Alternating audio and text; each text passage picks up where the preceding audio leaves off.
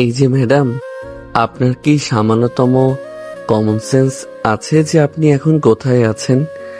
আপনি এখন একজন কিডন্যাপারের জিম্মায় আছেন। মানে সোজা বাংলায় আপনাকে অপহরণ করা হয়েছে। একটু সিরিয়াস হন তো দয়া করে, ফোনটা রাখুন। ও এই ছেলে, এই তুমি না বড্ড বেশি চেঁচামেচি করো। বয়সে আমার চেয়ে ছোট মনে হচ্ছে। একটু তো ভদ্রতা বজায় রেখে কথা বলবে। এই সমুদ্রের মাঝখানে নেটওয়ার্কও ঠিক মতো পাচ্ছি না, আমার ইনস্টাগ্রামের রিলস গুলো লোড হচ্ছে না, আর তুমি বলছো সিরিয়াস হতে। তার চেয়ে বরং একটা কাজের কথা বলো তো, এই ইয়োটের ভেতরের দেওয়ালের কালারটা কে চুজ করেছে? একদম সস্তা আর বিচ্ছিরি রুচি। বিচ্ছিরি রুচি মানে কি? এটা জার্মানি থেকে ইম্পোর্ট করা একটা লাক্সারি ইয়ট। আর আপনি কি জানেন আপনার বাবা এখন ঢাকা শহরে কি পরিমাণ আতঙ্কে দিন কাটাচ্ছেন? আমি অলরেডি ওনাকে ফোন করে পুরো 30 কোটি টাকা দাবি করেছি। 30 কোটি টাকা? মাত্র 30 কোটি টাকা চাইলে তুমি? হিস, তুমি তো দেখছি আমার মার্কেট ভ্যালু একদম কমিয়ে দিলে। আমি হচ্ছে অবন্তী চৌধুরী। আমার ড্যাডিকে যদি বলতে আমি নিজে একটা ভালো অ্যামাউন্ট সাজেস্ট করতে পারতাম। অন্তত 50 কোটির নিচে কি আমার মতো একটা কুইনকে কিডন্যাপ করা সাজে? তুমি তো দেখছি একদম লোকাল কোয়ালিটির গুন্ডা। লোকাল কোয়ালিটির গুন্ডা মানে কি? মুখ সামলে কথা বলুন মিস অবন্তী। ঢাকা শহরের এক অভিজাত এলাকা, সেখানে বিশাল রাজপ্রাসাদের মতো বাড়ি অবন্তী চৌধুরীর। বয়স তার 26।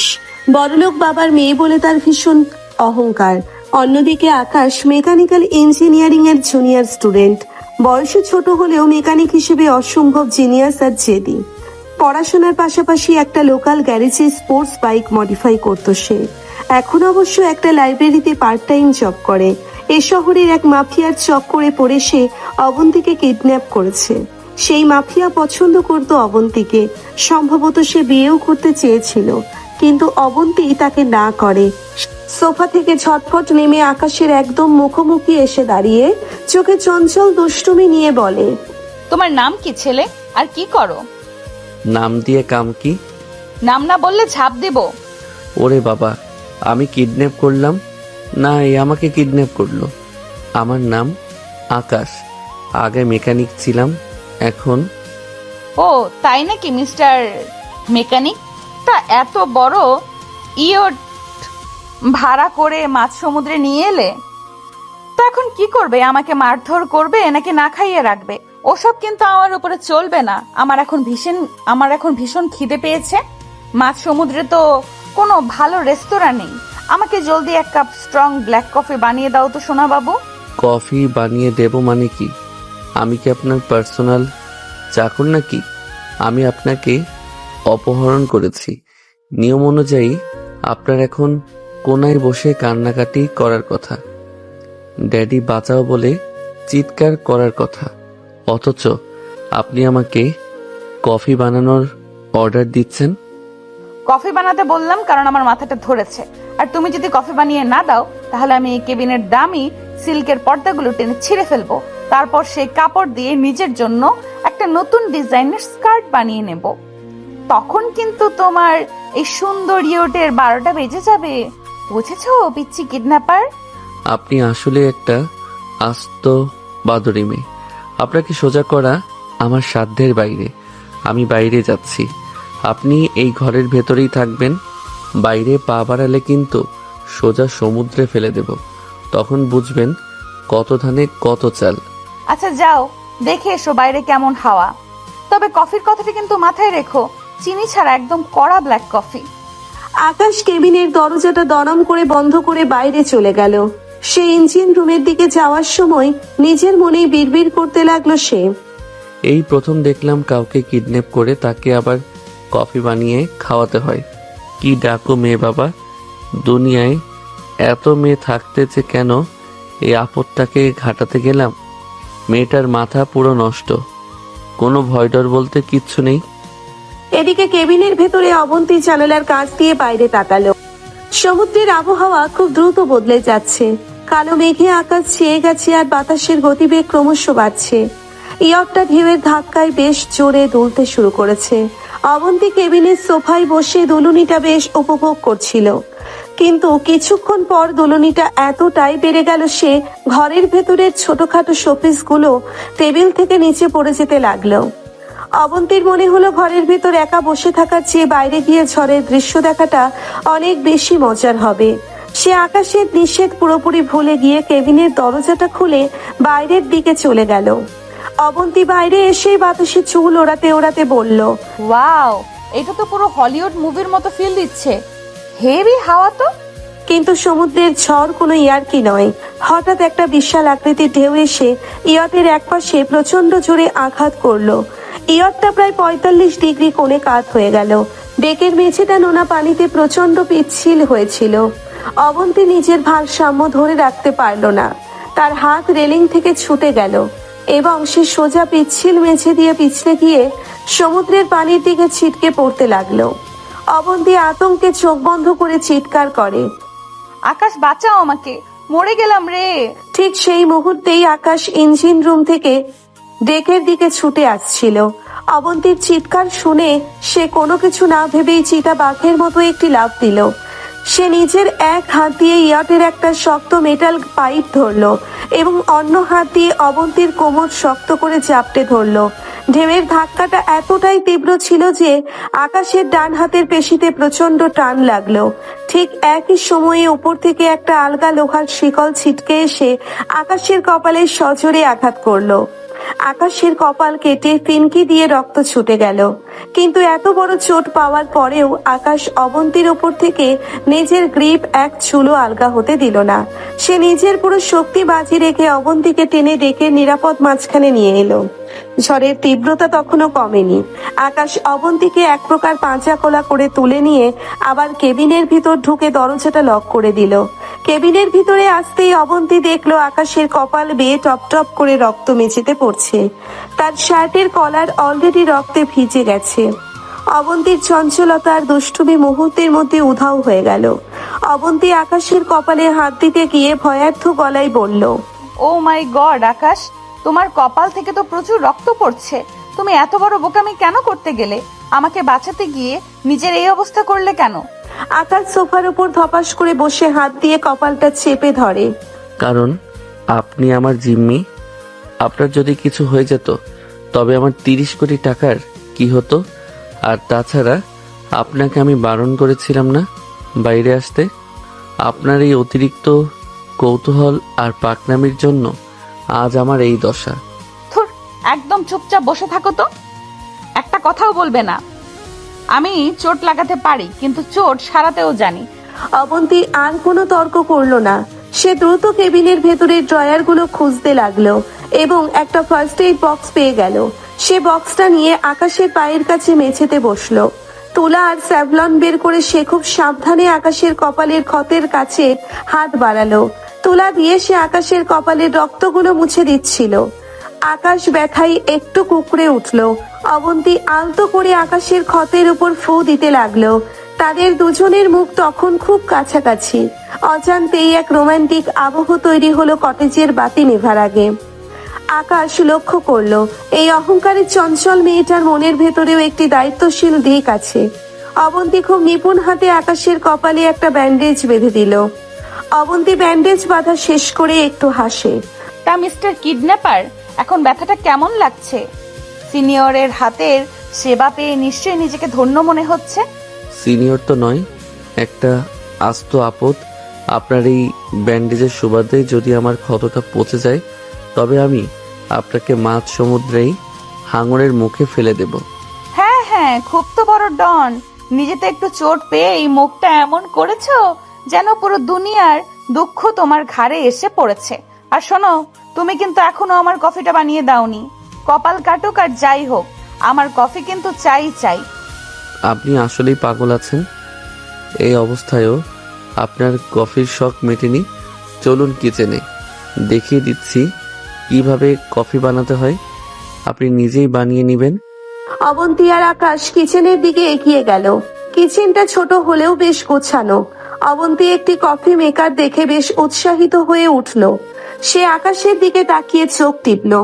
ওয়াও, এখানে তো বেশ আধুনিক কফি মেকার আছে, কিন্তু সমস্যা হলো আমি তো কোনোদিন নিজে কফি বানাইনি। আমাদের বাড়িতে তো জাস্ট অর্ডার করলেই কফি টেবিলে চলে আসে। তুমি আমাকে একটু হেল্প করো না ছোট বাবু। বড়লোকের মেয়েরা যে এতখানি অকেজো আর অলস হয় তা আপনাকে না দেখলে বুঝতাম না। দেখুন, প্রথমে এই কন্টেইনারে কফি বিনস দিতে হবে, তারপর পানি ফিল্টার করে সুইচটা অন করতে হবে। এতটুকু মাথায় ঢুকছে আপনার? অবন্তী আকাশের একদম কাছে এসে দাঁড়িয়ে তার হাত থেকে কফির প্যাকেটটা কেড়ে নিয়ে বলে, উফ, তুমি বড্ড বেশি বকো। আমি কি বলেছি আমি বোকা? আমি জাস্ট এক্সপেরিয়েন্স করছি। এই যে তোমার হাতের মচকানো আঙুলটা, এটা নিয়ে তুমি কফি বানাতে পারতে না, তাই আমিই বানাচ্ছি। জাস্ট গাইড করো। কিন্তু অবন্তী কফি বানাতে গিয়ে পুরো কাউন্টারে কফি পাউডার ছড়িয়ে ফেললো।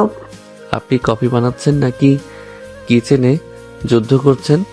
পুরো জায়গাটা নোংরা করে ফেললেন। গ্যারেজের চেয়েও নোংরা লাগছে এখন এই কিচেন। আরে মেকানিক সাহেব, এত পরিষ্কার পরিচ্ছন্নতার রোগ কেন তোমার? গ্যারেজে তো সারাদিন কালি আর গ্রিজ নিয়ে বসে থাকো। এখানে সামান্য একটু কফি পাউডার পড়েছে বলে এত চিল্লাচ্ছ কেন? নাও তোমার কফি রেডি। জায়গাটা পুরো মেস বানিয়ে ফেললো সে। অবন্তী দুটো মগে কফি ঢেলে একটি আকাশের দিকে বাড়িয়ে দিল। আকাশ কফিতে একটু চুমুক দিতেই মুখটা তেতো করে ফেললো। উফ, এটা কফি বানিয়েছেন নাকি গাড়ির পোড়া মোবিল এনে দিয়েছেন?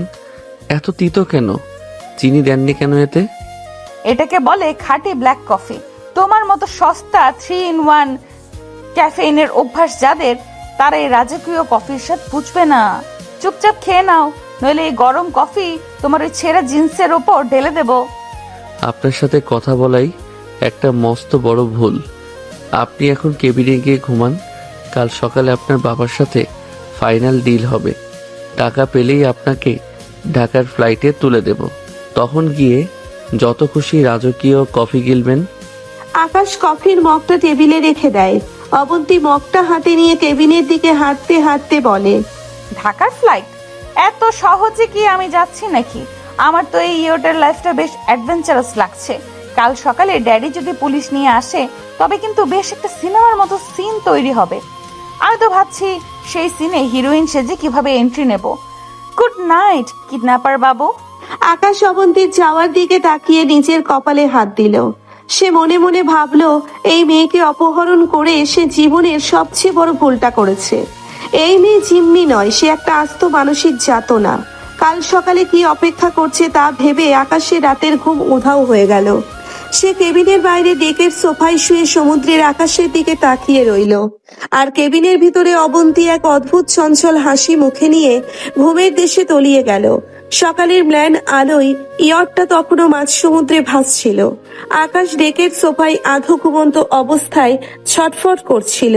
তার মাথায় ঘুরছিল সেই মাফিয়া ডন রাশেদের চেহারা। আকাশ গরিব ঘরের ছেলে। বোনের চিকিৎসার বিপুল টাকার জন্য বাধ্য হয়ে সে রাশেদের এই বিপজ্জনক অ্যাসাইনমেন্টটা হাতে নিয়েছিল। রাশেদ এই অহংকারী অবন্তীকে নিজের খাঁচায় বন্দি করতে চায়, আর আকাশকে ব্যবহার করেছে কেবল একটি দাবার ঘুঁটি হিসেবে। কিন্তু ভোরের আলো ফোটার সাথে সাথেই সেই চিন্তায় ছেদ পড়ল। দূর থেকে ভেসে এলো ভারী ইঞ্জিনের গর্জন। আকাশ বাইনোকুলার চোখে লাগিয়ে দেখলো কোস্ট গার্ডের একটি স্পিডবোট নয়, বরং রাশেদ মাফিয়ার নিজস্ব স্পিডবোট, আর সাথে কোস্ট গার্ডের ছদ্মবেশী কিছু লোক তাদের দিকে ধেয়ে আসছে। রাশেদ হয়তো আকাশকে টাকা না দিয়ে অবন্তীকে কেড়ে নিতে এবং আকাশকে চিরতরে স্তব্ধ করে দিতে চাইছে। ইঞ্জিনের কানফাটা আওয়াজে কেবিনের দরজা খুলে চোখ ডলতে ডলতে বের হয়ে এলো অবন্তী। তার সিল্কের নাইটি বাতাসে উঠছে, চোখে তখনও চটুল চঞ্চলতা। অবন্তী হাই তুলতে তুলতে বলে, কি ব্যাপার মেকানিক বাবু, সকালে এত হইচই কিসের? আমার ব্যক্তি কোথায়? আর এই স্পিড বোট গুলো কি তোমার কোনো সাঙ্গপাঙ্গ নাকি? আকাশ অত্যন্ত গম্ভীর আর উত্তেজিত মুখে বলে, মুখ বন্ধ রাখুন আর জলদি এই লাইফ জ্যাকেটটা পরুন। ওটা আমার কোনো সাঙ্গপাঙ্গ না, ওটা কোস্ট গার্ডের ছদ্মবেশে আসা রাশেদ মাফিয়ার লোক। ওরা এখানে ডিল করতে আসেনি, আমাদের দুজনকে শেষ করতে এসেছে। রাশেদ? ওই খবিশটা? ও তো আমার পেছনে লটর পটর করার চেষ্টা করতো। তার মানে তুমি ওই গুন্ডাটার টাকায় আমাকে কিডন্যাপ করেছো? ছি আকাশ, তোমার চয়েস তো থার্ড ক্লাস। একজন ক্রাইম পার্টনার হিসেবে তোমার স্ট্যান্ডার্ড মেনটেন করা উচিত ছিল। আকাশ ইয়টের স্টিয়ারিং হুইল ঘুরিয়ে ফুল স্পিডে দিতে দিতে বলে, আপনার ওই জ্ঞানগর্ভ লেকচার বন্ধ করবেন। আমি গরিব হতে পারি, কিন্তু আপনার মতো বড় লোকের ঘরের আদুরে মেয়ের বোরিং লাইফস্টাইলের চেয়ে আমার মেকানিক লাইফ আর লাইব্রেরির জব অনেক ভালো।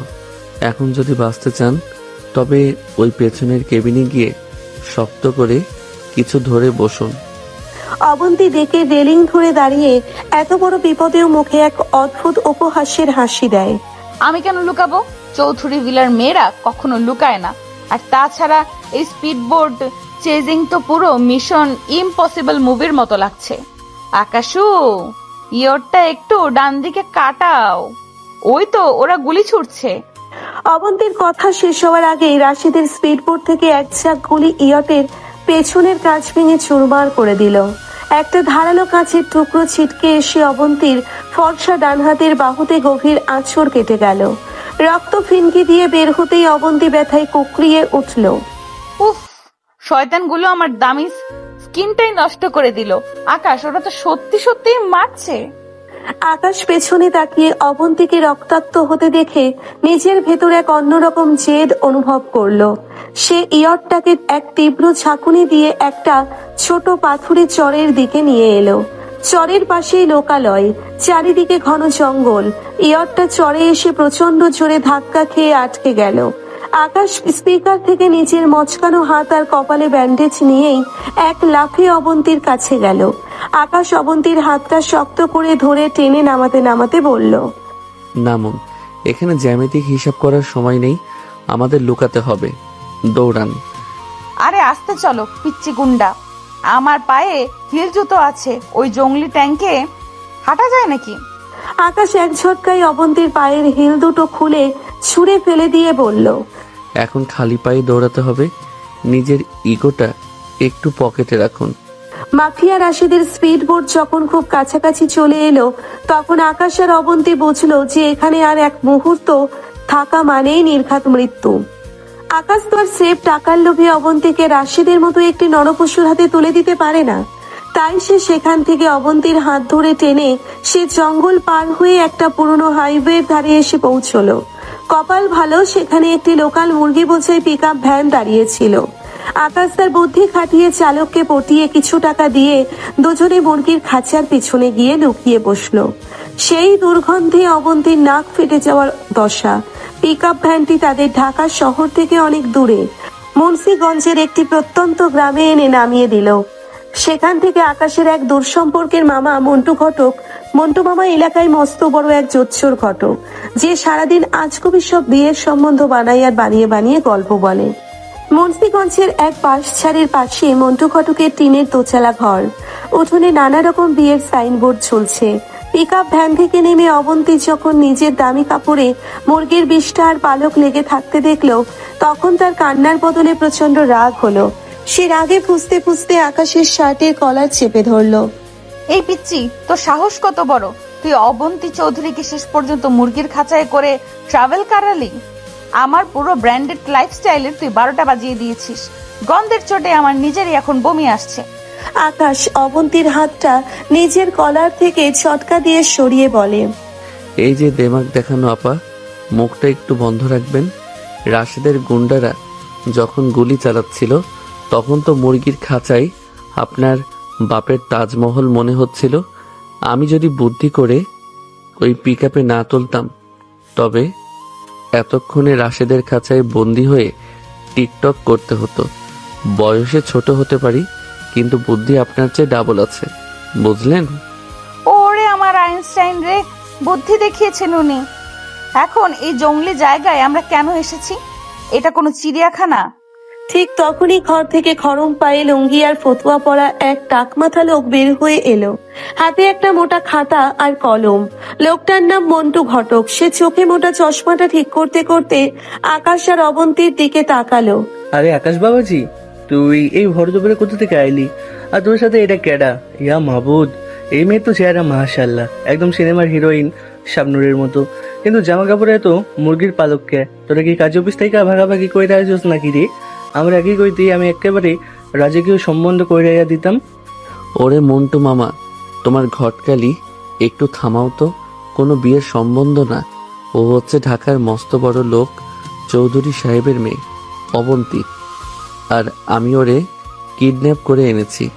মন্টু ঘটক খাতাটা ফেলে দিয়ে চোখ কপালে তুলে, কি কস, তুই কিডন্যাপ করছিস? এই পুচকি বয়সে তুই এত বড় ডাকাত হইয়া গেলি, তো আবার এমন বড় লোকের বাড়ি রে? ওরে আকাশ, তুই তো আবার বংশের নাম উজ্জ্বল করলি রে বাপু। কিন্তু সমস্যা হইলো, এই মেয়ের তো ঢাকার কোনো পাত্রের কাছে বেচতে পারবো না, পুলিশে ধরবো। এই যে ঘটক সাহেব, আপনিও কি এই পিচ্চির মতো পাগল নাকি? আমি কোনো বিক্রির জিনিস? আমাকে জলদি একটা ফোন দিন, আমি ড্যাডিকে কল করব। আর এই নোংরা জামা পাল্টানোর ব্যবস্থা করুন। আরে বুঝি রে, রাগ কইরো না। ফোন তো এই তল্লাটে কারো কাছে নাই, টাওয়ারও নাই। তবে তোমার জামার ব্যবস্থা হইতেছে। আমার ঘরে আমার এক মেক্কেলের ফেলে যাওয়া বিয়ের বেনারসি শাড়ি আছে, কোনে ভেঙে গিয়েছিল, তো ওইটা পরে ফেলো। আর তোরা দুজনে এখান থেকে এই গ্রামের স্বামী স্ত্রী পরিচয় দেওয়া থাকবি, নাহলে গ্রামের মাতব্বর লতিফ শিকদার তোদের ধৈর্য পিটাবে। মন্টু ঘটকের কথায় আকাশ আর অবন্তী দুজনেই আকাশ থেকে পড়ল। কিন্তু পরিস্থিতি এমন যে এছাড়া কোনো উপায় ছিল না। অবন্তী ঘরের ভেতরে গিয়ে সেই লাল টকটকে বেনারসি শাড়িটা পরে বের হয়ে এলো। কোণে ভেঙে যাওয়ার শাড়ি হলেও ওটাতে অবন্তীকে জাস্ট অপসরার মতো লাগছিল। কপালে ছোট একটি লাল টিপ আর শাড়ির আঁচলটা মাটিতে লুটোপুটি খাচ্ছে। আকাশ ঘরের দাওয়ায় বসে একটা ভাঙা রেডিও ঠিক করার চেষ্টা করছিল। অবন্তীকে দেখে তার হাতের স্ক্রুড্রাইভারটা ফসকে সোজা নিজের পায়ে পড়ল। আকাশ ব্যথায় কোকিয়ে ওঠে, কিন্তু চোখ অবন্তীর দিকেই। ও, আপনি আপনি এই শাড়ি পরেছেন কেন? আপনাকে তো পুরো পুরো ভূতের মতো লাগছে। অবন্তীর শাড়ির কচিটা একটু উঁচিয়ে ধরে আকাশের সামনে এসে একটা চক্কর দিল, মুখে চটুল হাসি। ভূতের মতো? ও আকাশ বাবু, নিজের বুকের ধুকপুকানিটা একটু আস্তে বাজাও, বাইরে থেকেও শোনা যাচ্ছে। আমি জানি আমি দেখতে কেমন লাগছি। 3 বছরের ছোট একটা বাচ্চার সামনে এত বড় রূপের ঝিলিক দেওয়াটাই আমার ভুল হয়েছে। আকাশ তাড়াতাড়ি রেডিওর দিকে চোখ ফিরিয়ে মুখ শক্ত করে। আমার কোনো ধুকপুকানি হচ্ছে না। আমি জাস্ট ভাবছি, এই শাড়ি পরে আপনি যদি রাশেদের গুন্ডাদের সামনে দৌড়াতে যান, তবে তো নিজের শাড়িতেই প্যাচ খেয়ে আছাড় খাবেন। বড়লোকের মেয়েরা তো আবার হাঁটতেও পারে না ঠিক মতো। অবন্তী আকাশের একদম কাছে এসে বসলো। কাঠের দাওয়ায় দুজনের শরীর প্রায় ঘেঁষে গেল। অবন্তী তার শাড়ির আঁচল দিয়ে আকাশের মুখের গ্রিজের দাগটা আলতো করে মুছে দিতে লাগলো। এই যে পিচ্চি কিডন্যাপার, বেশি কথা বলো কেন? এই যে তোমার মুখের কালির দাগ লেগে আছে, এটা কে পরিষ্কার করছে? তোমার ওই মন্টু মামা নাকি এই বড়লোকের মেয়েটা? অবন্তীর হাতের নরম ছোঁয়া আর তার বেনারসি শাড়ির খাঁটি রেশমি সুবাস আকাশের নাকের ভেতর দিয়ে সোজা তার হৃদয়ে গিয়ে ধাক্কা দিল। তাদের মধ্যে কোনো অনুভূতি ছিল না, কিন্তু এই চরম রোমান্টিক খুনসুটি আর খুনসুটির মুহূর্তগুলো তাদের দুজনকে ভীষণ কাছে টেনে আনছিল। আকাশ অবন্তীর হাতটা ঝট করে ধরে ফেলল। আকাশ একটু গম্ভীর হয়ে অবন্তীর চোখের দিকে তাকিয়ে বলে, হাত সরান। আপনি আমার জিম্মি, আমার সেবা করার দরকার নেই। আর তাছাড়া কাল রাতে যে আপনার হাত কেটেছিল, সেটার ব্যথা কমেছে? অবন্তী নিজের হাতটা না ছাড়িয়ে আকাশের চোখের দিকে এক দৃষ্টিতে তাকিয়ে থাকে। কমেছে, কারণ ওই মেকানিক হাতটা দিয়ে কেউ একজন খুব সাবধানে মলম লাগিয়ে দিয়েছিল। মুখে যতই বলো টাকার জন্য, কিন্তু আমি জানি এই ছোট্ট বাবুটার মনে একটু হলেও দয়া আছে। কোনো দয়া নেই, টাকা পেলে আমি খালাস। আপনি এখন মন্টু মামার ঘরে যান। বিকেল গড়িয়ে সন্ধ্যা নামলো। মন্ত্রীগঞ্জের এই অজপাড়া গায়ে তখন ঘুটঘুটে অন্ধকার। মন্টু ঘটক তার ঘরে হ্যারিকেন চালিয়ে দিল। ঠিক তখনই ঘটলো এক চরম বিপদ। গ্রামের প্রভাবশালী মাতব্বর লতিফ শিকদার তার 3-4 জন লাঠিয়াল নিয়ে মন্টু ঘটকের উঠোনে এসে হাজির হলো। লতিফ শিকদার হলো চরম সন্দেহবাতিগ্রস্ত এক বুড়ো, যে গ্রামে কোনো নতুন মানুষ দেখলেই পুলিশে দেওয়ার হুমকি দেয়। ওই মিন্টু, কে রে? শুনলাম ঢাকা থাইকা কোন এক পোলা আর মাইয়া আইডা তোর ঘরে উঠছে, ঘটনা কি? এরা কি চোর ডাকাত নাকি? জলদি বাইরে আন। ঘরের ভেতর আকাশ আর অবন্তী আতঙ্কিত হয়ে পড়ল। আকাশ তো আর পুলিশ বা মাতব্বরের হাতে ধরা পড়তে পারে না, তাহলে তার বোনের চিকিৎসার টাকা জোগাড় হবে না। ঠিক তখনই অবন্তী তার বুদ্ধি খাটালো। সে আকাশের হাত ধরে টানতে টানতে উঠোনে নিয়ে এলো। অবন্তী ঘোমটা একটু টেনে লতিফ শিকদারের সামনে গিয়ে এক্কেরে খাঁটি গ্রামীণ কায়দায় বলে, ওমা, আপনি বুঝি এই গ্রামের বড় মাতব্বর সাহেব? আসসালামু আলাইকুম চাচা। আমরা কোনো চোর ডাকাত না। এই যে আপনার পোলার মতো আকাশ, ও আমাকে ভালোবেসে কাজী অফিসে গিয়ে বিয়ে করেছে, কিন্তু আমার বড়লোক ড্যাডি এই গরিব মেকানিক রে মাইনা নেয় নাই, তাই আমাগর মারার জন্য গুন্ডা পাঠাইছে। আমরা মন্টু ঘটক কাকার আশ্রয়ে আইছি, আপনি আমাগো বাঁচান চাচা। অবন্তীর মুখে এমন অনর্গল নাটক আর সংলাপ শুনে আকাশ হা হয়ে গেল। সে মনে মনে অবন্তীর এই তাৎক্ষণিক অভিনয়ের প্রশংসা করতে লাগলো। এই মেয়ে যদি এখন নাটক না করতো তবে মাতব্বর তাদের সোজা থানায় দিত। লতিফ শিকদার অবন্তীর বেনারসি শাড়ি আর চোখের পানি দেখে গলে জল হয়ে গেল। ওরে আমার মারে, এত সুন্দরী কনে, আর ওই বড়লোক ব্যাটারে পাইলে আমি লাঠি দিয়ে পিটামু। গরিব বইলা বিয়া মানবে না। এই পোলারে দেখতে শুনতে ভালো, মেকানিক হলেও সৎ। তোরা কোনো চিন্তা করিস না মা, লতিফ সিকদার জ্যান্ত থাকতে তোদের গায়ে হাত দিতে পারবে না। মন্টু, এদের আজ রাতে ভালো মন্দ খাওয়াবি। মাতব্বর বিদায় হওয়ার পর আকাশ একটা লম্বা শ্বাস ফেললো। সে অবন্তীর দিকে তাকালো। অবন্তী তখন ঘোমটা ফেলে দিয়ে খিলখিল করে হাসছে। আকাশ মনে মনে চরম কৃতজ্ঞ, কিন্তু মুখে রুক্ষতা বজায় রেখে বলে, ওয়াও, আপনি তো দেখছি ড্রামা কুইন। এত সুন্দর মিথ্যা গল্প কোত্থেকে বানালেন? অবন্তী আকাশের বুকের উপর আলতো করে একটি চাপড় দিয়ে পচানোর ভঙ্গিতে বলে, ও পিচ্চি বাবু, আমি যদি এই ড্রামা না করতাম তবে এতক্ষণে মাতব্বরের লাঠির চোটে তোমার হাড় গোড় ভেঙে গুঁড়ো হয়ে যেত। মুখে একটা ধন্যবাদও দিতে পারো না? কেমন আনকালচার ছেলে তুমি। ধন্যবাদ দেব কেন? আপনি নিজের পিঠ বাঁচানোর জন্যই তো করেছেন। আমি ধরা পড়লে তো আপনিও ফেঁসে যেতেন। এখানে আমার কোনো পার্সোনাল ক্রেডিট নেই। মিথ্যুক, তুমি মনে মনে এখন আমার পায়ে লুটিয়ে পড়তে চাচ্ছ, কিন্তু তোমার ইগো তোমাকে বাধা দিচ্ছে। যাই হোক, আমার এখন চরম খিদে পেয়েছে। মন্টু মামা তো শুধু চাল ডাল দিছে, রান্না কে করবে? কেন আপনি করবেন? বড়লোকের মেয়ে, শাড়ি পরে তো খুব ঘুরছেন। এখন একটু রান্নাঘর সামলান। আমি জীবনে কোনো দিন রান্নাঘরে যাইনি। আমি শুধু ওভেন অন করতে পারি। তুমি মেকানিক মানুষ, আগুনের কাজ ভালো জানো, তুমিই রান্না করো। শেষ পর্যন্ত দুজনে মিলেই মন্টু ঘটকের মাটির রান্নাঘরে গেল। আকাশ খড়ি দিয়ে উনুন জ্বালালো, আর অবন্তী পাশে বসে চাল ধুতে গিয়ে পুরো শাড়িতে পানি মাখিয়ে ফেললো। ধোয়ায় অবন্তীর চোখ দিয়ে পানি পড়ছিল। আকাশ তা দেখে নিজের ওড়না বা গামছা দিয়ে অবন্তীর চোখটা খুব আলতো করে মুছে দিল। আকাশ খুব কাছে এসে নরম সুরে বলল, ধোয়া সহ্য করতে পারেন না তো রান্নাঘরে এসেছেন কেন? যান, বাইরে গিয়ে বসুন, আমি একাই খিচুড়িটা রেঁধে নিচ্ছি। অবন্তী আকাশের হাতটা ধরে ধোয়াতে চোখে চঞ্চল হাসি হেসে বলে, একা থাকবে কেন? আমি না থাকলে তো তোমার এই রান্নাঘরটাই বোরিং হয়ে যাবে। এই যে তুমি আমার চোখ মুছে দিলে, এটা কিন্তু বেশ কিউট ছিল আকাশও। একদম ফালতু কথা বলবেন না। খিচুড়িটা পুড়ে গেলে কিন্তু মন্টু মামা আমাদের তাড়িয়ে দিবে।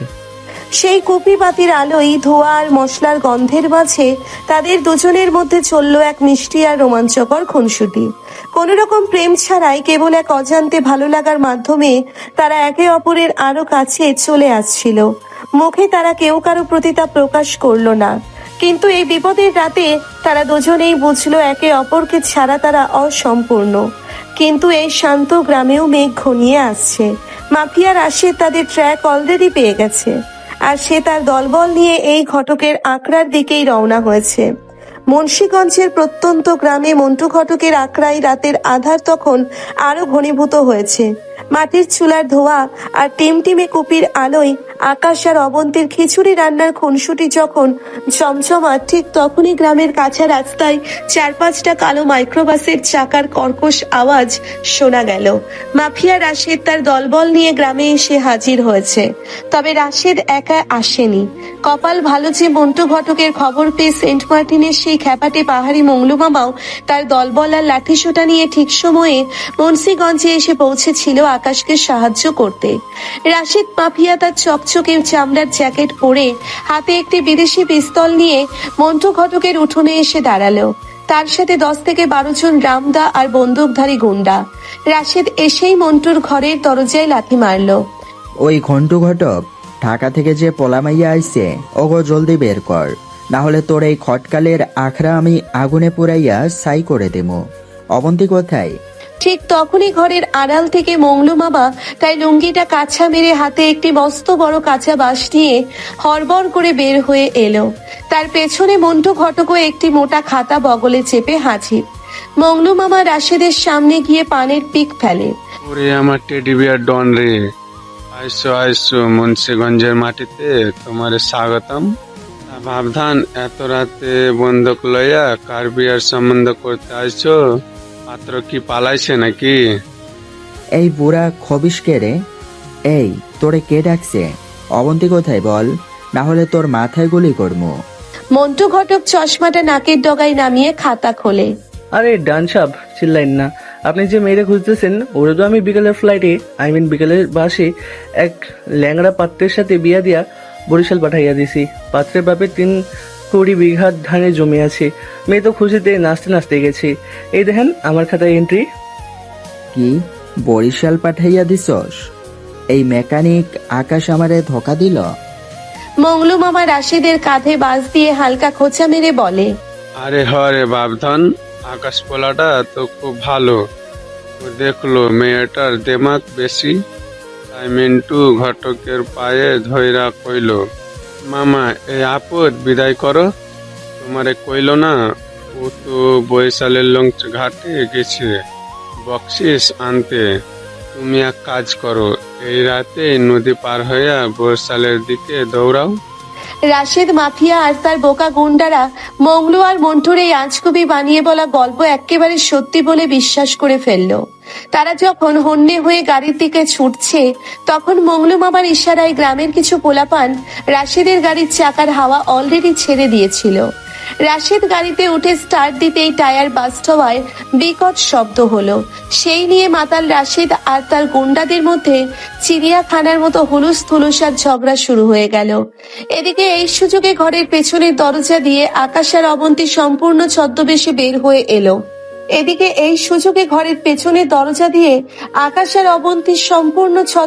বের হয়ে এলো। মন্টু ঘটক অবন্তীকে একটি জরাজীর্ণ গ্রামীণ শাড়ি আর কপালে মস্ত বড় একটি কালো টিপ পরিয়ে দিয়েছিল, আর আকাশের মাথায় বেঁধে দিয়েছিল একটি নোংরা গামছা পরনে লুঙ্গি। দেখতে তাদের একেবারে হতদরিদ্র এক দিনমজুর দম্পতি মনে হচ্ছিল। মংলু মামা তাদের তাড়া দিল।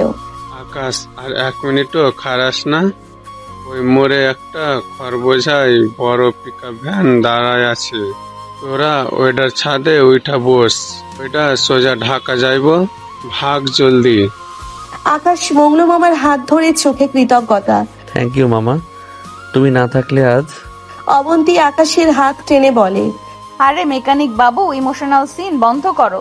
ওই খবিসটা চাকা ঠিক করার আগেই আমাদের ভাগতে হবে, চলো। কুচকুচে অন্ধকার রাতে হাইওয়ের ধারে দাঁড়িয়েছিল খড় বোঝাই সেই বিশাল পিকআপ ভ্যান। আকাশ বেশ চটচটে মেকানিক হওয়ায় এক লাফে পিকআপের পেছনের চাকা বেয়ে সোজা ছাদের উপর উঠে গেল। খড়ের স্তূপের ওপর বসে সে নিচে দাঁড়িয়ে থাকা অবন্তীর দিকে হাত বাড়িয়ে দিল। হাতটা দিন মিস চৌধুরী, শাড়ির কুচিটা একটু সামলে ওপরে উঠুন। বড়লোকের বেটি তো আবার পড়ে গিয়ে পা ভাঙবেন না। অবন্তী আকাশের হাতটা শক্ত করে ধরে পা টেনে ওপরে উঠতে উঠতে বলে, ও ফাকাশ, তোমার এই সস্তা ডায়লগ গুলো বন্ধ করো তো। এই শাড়ি পরে খড়ের ওপর ওঠা যে কত বড় রিস্ক তা তোমার ওই মেকানিক মাথায় ঢুকবে না। অবন্তী ওপরে উঠতেই পিকআপ ভ্যানটা এক প্রচন্ড ঝাঁকুনি দিয়ে চলতে শুরু করলো। হাইওয়ে ঠান্ডা বাতাস আর খড়ের হালকা সুবাস চারিদিকে ছড়িয়ে পড়লো। অবন্তী ভারসাম্য সামলাতে না পেরে সোজা আকাশের গায়ের উপর গিয়ে পড়লো। খড়ের বিছানায় তারা দুজন দুজনকে জড়িয়ে ধরে শুয়ে পড়লো। গাড়ির তীব্র গতি আর বাতাসের শাঁসা শব্দে তাদের চারপাশের পরিবেশটা মুহূর্তেই এক অন্যরকম রোম্যান্সে রূপ নিল। অবন্তী আকাশের বুকের ওপর থেকে মুখটা সামান্য তুলে তার নাকের খুব কাছে নিজের নাক ঠেকিয়ে বলে, বারে জুনিয়র বাবু, এই খড়ের বিছানায় আমাকে নিয়ে শুয়ে থাকার মতলবটা কিন্তু মন্দ না। তোমার এই গামছা পরার লুকটা দেখে তো মনে হচ্ছে তুমি একেবারে আসল কামলা হয়ে গেছো। আকাশ অবন্তীর কোমরটা খড়ের নিচ দিয়ে 2 হাত দিয়ে শক্ত করে চেপে ধরে তার তপ্ত নিঃশ্বাসের খুব কাছে গিয়ে বলে, মুখটা বন্ধ রাখুন অবন্তী। আপনি এই শাড়ি পরে যে রূপের ডালি সেজেছেন তাতে যে কোনো মেকানিকের মাথা ঘুরে যেতে পারে। বয়সে 3 বছরের বড় হতে পারেন, কিন্তু এই মুহূর্তে আপনি আমার কাছে বন্দি এক চঞ্চল পাখি। অবন্তী আকাশের শার্টের ভেতরের বুকের চামড়ায় নিজের আঙ্গুল দিয়ে আলতো করে আঁচড় কাটতে কাটতে পচানোর সুরে বলে, ও মা, তাই নাকি? তো এই চঞ্চল পাখিটাকে খাঁচায় আটকে রাখার ক্ষমতা কি তোমার ওই মচকানো হাতের আছে আকাশু? এই যে তোমার বুকটা কামারের হাপড়ের মতো ওঠানামা করছে, এটা কি ভয়ের চোটে নাকি আমার রূপের ছটায়? আকাশ নিজের ঠোঁটটা অবন্তীর কানের লতির খুব কাছে নিয়ে গিয়ে ফিসফিসিয়ে বলে, ভয়ের তো প্রশ্নই আসে না। আপনার এই শরীরের সুবাস আর এই রেশমি শাড়ির স্পর্শে যে কোনো পুরুষই পাগল হয়ে যাবে। আপনি বড্ড বেশি উস্কানি দিচ্ছেন মিস চৌধুরী। অবন্তী আর কোনো কথা বলল না। সে আকাশের ঠোঁটের উপর নিজের উষ্ণ ঠোঁট দুটো চেপে ধরলো। খড়ের সেই নরম আলগা বিছানায় তাদের দুইজনকে জড়িয়ে ধরা যেন এক বন্য কামনার আগুন জ্বালিয়ে দিল। মধ্যরাতের তীব্র রোম্যান্সের বশে তারা একে অপরের মাঝে বিলীন হতে লাগলো। আকাশের শক্ত হাত অবন্তীর শাড়ির আঁচলটা এক ঝটকায় সরিয়ে দিল। তার ফর্সা মসৃণ পিঠে আর কোমরের ভাঁজে আকাশের আঙ্গুলগুলো বন্য পশুর মতো কামড় বসাতে লাগলো। অবন্তীও ব্যথার বদলে এক পরম তৃপ্তিতে আকাশের পিঠে নিজের নখের তীক্ষ্ণ আঁচড় বসিয়ে দিল। পিকআপ ভ্যানটা যখন হাইওয়ের গর্তে পড়ে বারবার ঝাঁকুনি খাচ্ছিল, তখন খড়ের স্তূপের উপর তাদের দুই শরীরের ওঠানামা যেন সেই গতির সাথে তাল মেলাচ্ছিল। আকাশের পৌরশালী সুভাষ আর অবন্তীর তপ্ত নিঃশ্বাস সেই শীতল রাতের বাতাসকে একেবারে গরম করে তুলল। আকাশ অবন্তীর ব্লাউজের বোতামগুলো একে একে দাঁত দিয়ে ছিঁড়ে ফেলল এবং তার নমনীয় বুকের উপর নিচের মুখ ডুবিয়ে দিল। অবন্তী যন্ত্রণায় আর সুরসুরিতে আকাশের চুলগুলো শক্ত করে খামচে ধরে নিজের শরীরকে আরো উঁচিয়ে দিল। দীর্ঘক্ষণ ধরে চলা সেই তীব্র শরীরী খেলায় তারা একে অপরকে সম্পূর্ণ নিঃশেষ করে দিল। কামনার সেই চরম মুহূর্তে হাইওয়ে ল্যাম্পপোস্টের আলোগুলো তাদের নগ্ন পিঠের ওপর দিয়ে বারবার ছায়ার মতো গলে যাচ্ছিল। শেষে তারা একে অপরকে আষ্টে পৃষ্ঠে জড়িয়ে ধরে সেই খড়ের ওমেই শান্ত হয়ে শুয়ে রইল। ভোর রাতের দিকে হঠাৎ পিকআপ ভ্যানটা প্রচন্ড এক ব্রেক কষে থমকে দাঁড়ালো। চারদিকে পুলিশের সাইরেনের শব্দ আর ফ্ল্যাশলাইটের তীব্র আলো। আকাশ আর অবন্তী ধরফর করে উঠে বসলো এবং দ্রুত নিজেদের পোশাক ঠিক করে নিল। পিকআপের নিচের তখন 4-5টা দামি ল্যান্ড ক্রুজার আর পুলিশের গাড়ি পুরো রাস্তা ব্লক করে রেখেছে। মূলত অবন্তীকে খুঁজতে তারা বাবা চৌধুরী সাহেব আর পুলিশের এক মস্ত বড় টিম পুরো হাইওয়ে ঘেরাও করেছে। আকাশের অবন্তী খড়ের ছাদ থেকে নিচু হয়ে উঁকি দিল। নিচে দাঁড়িয়ে আছেন অবন্তীর বাবা চৌধুরী সাহেব। তার চোখ মুখ ক্লান্ত আর অশ্রু সজল। অবন্তীকে খড়ের ওপর দেখা মাত্রই তিনি হাউমাউ করে কেঁদে উঠলেন। নদী, আমার মা, তুই বেঁচে আছিস? ওরে আমার মারে, নিচে নেমে আয়। পুলিশরা ধরাধরি করে অবন্তীকে নিচে নামালো। চৌধুরী সাহেব অবন্তীকে বুকে জড়িয়ে ধরে বাচ্চাদের মতো কাঁদতে লাগলেন। আমরা তোকে পুরো সেন্ট মার্টিন আর সমুদ্রের মাছের সব খুঁজেছি মা, ঠিক কোথাও ছিলি না। ওই শয়তান মেকানিকটা তোকে খই লুকে রেখেছিল। ও তোরে কোনো কষ্ট দেয়নি তো মা? অবন্তী বাবার মুখে মাথা রেখে মনে মনে এক অদ্ভুত স্বস্তি পেলেও চোখ গেল উপরে দাঁড়ানো আকাশের দিকে। আকাশের চোখে তখন ধরা পড়ার ভয় আর বোনের অপারেশনের টাকা না পাওয়ার এক চরম হতাশা। ড্যাডি, আমি ঠিক আছি। আমাকে ওই শয়তান রাশেদ মাফিয়ার লোকেরাই মারতে চেয়েছিল। পুলিশ অফিসার আকাশকে পিকআপের ছাদ থেকে টেনে নিচে নামিয়ে কোমরে রিভলভার ঠেকিয়ে বলে, স্যার, এই সেই মেকানিক আকাশ। এই বদমাসটাই আপনার মেয়েকে কিডন্যাপ করেছিল। ওরে আমরা এখনই অ্যারেস্ট করে ক্রস ফায়ারে দিব। আকাশ চুপচাপ দাঁড়িয়ে রইল। সে কোনো প্রতিবাদ করলো না। সে গরিব, তার কথা কেউ বিশ্বাস করবে না। কিন্তু ঠিক তখনই অবন্তী এক মস্ত বড় মিথ্যা কথা বলে বসলো। অবন্তী পুলিশের সামনে গিয়ে হাত বাড়িয়ে বলে, স্টপ, ওরে একদম ছোবেন না। ও কোনো কিডন্যাপার না।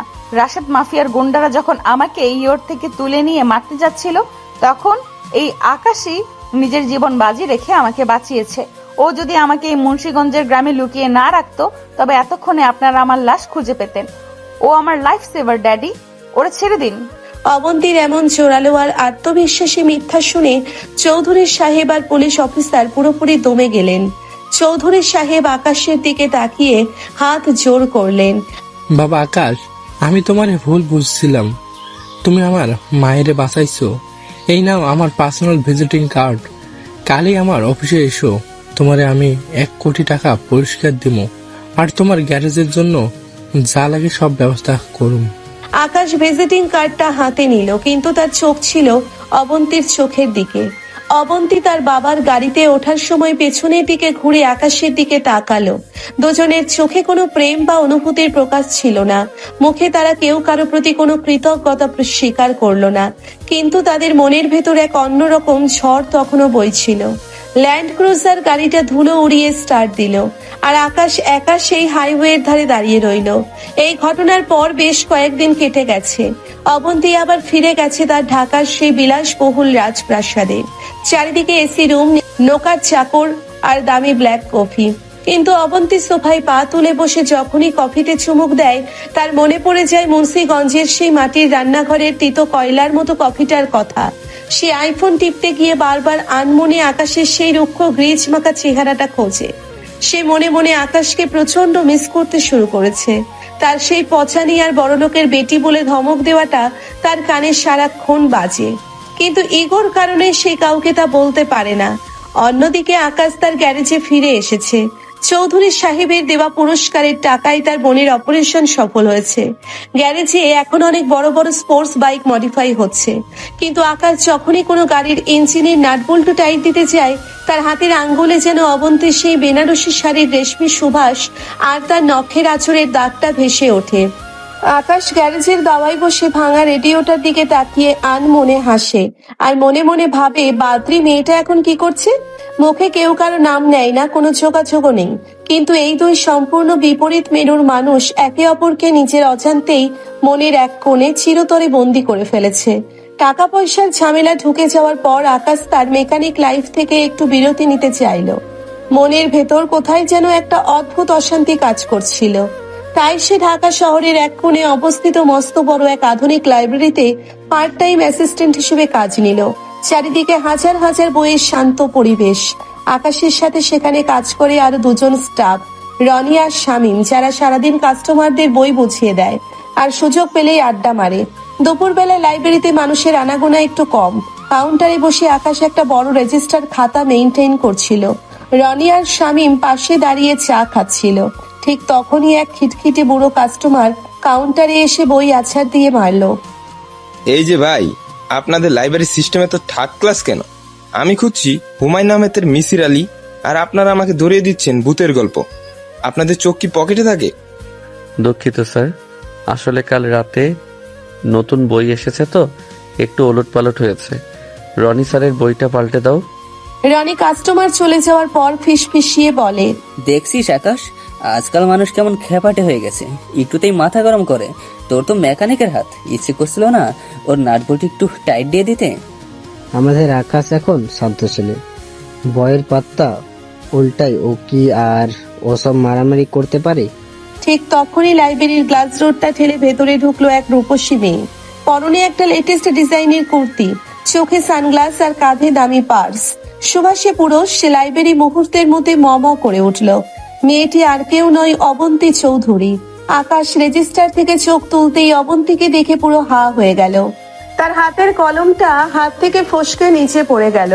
অবন্তী ও আকাশকে ওই স্টাফদের নীল শার্ট পরে থাকতে দেখে সানগ্লাসটা মাথার উপর তুলে চোখ দুটো গোল গোল করে তাকালো। অবন্তী উচ্চস্বরে খুব খুশি হয়ে দৌড়ে এসে আকাশের কাঁধে একটা চড় মেরে পুরো লাইব্রেরি কাঁপিয়ে চেঁচিয়ে উঠল, ও মাই গড! আরে মিস্টার কিডন্যাপার, তুমি এখানে কামলা খাচ্ছ নাকি? ইস, আসতে বলুন, কি বলছেন এসব? আকাশ আতঙ্কে চোখ বড় বড় করে ঠোঁটে আঙ্গুল দিয়ে ইশারা করে চুপ থাকতে অবন্তী কাউন্টারের উপর হাত রেখে অনর্গল বলতে লাগলো, কেন আসতে বলবো? তুমি তো দেখি গ্যারেজ ছেড়ে এখন বইয়ের পোকা হয়ে গেছো। তা মিস্টার জুনিয়র গুন্ডা, এইখানে কি কোনো নতুন মেয়েকে কিডন্যাপ করার প্ল্যান ফেদেছো নাকি আমার বাপের দেওয়া 1 কোটি টাকায় মন ভরেনি? অবন্তীর মুখে কিডন্যাপার, গুন্ডা এসব শুনে রনি আর শামীম চায়ের কাপ হাতে নিয়ে আকাশের অবন্তীর দিকে চোখ কপালে তুলে তাকালো।